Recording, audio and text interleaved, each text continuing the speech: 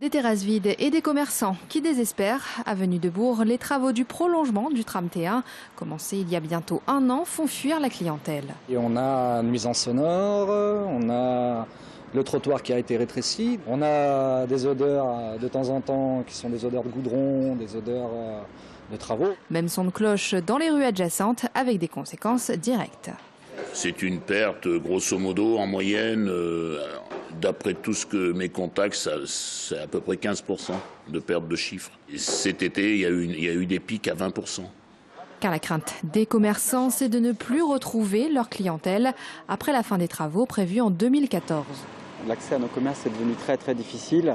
On a de nombreux témoignages de clients qui disent avoir des difficultés autant pour accéder au quartier que pour se garer. La plus grande crainte que j'ai, c'est que nos clients prennent des habitudes de consommation dans d'autres quartiers, dans un environnement plus serein. Et après, pour les récupérer, ça sera très difficile. De son côté, le Citral essaie de limiter les désagréments. Une personne a été nommée pour faire le lien entre les acteurs du chantier et les commerçants. Et depuis lundi, des affiches sont apposées sur les vitrines. C'est une campagne qui va durer pendant 3 mois, donc jusqu'à fin décembre, et qui précise toutes les actions qui vont être mises en œuvre par les commerçants autour de cette opération. Mieux vaudra donc prendre son mal en patience. Dans un peu plus d'1 an, une fois les travaux terminés, le tram T1 reliera Confluence à la station de Bourg.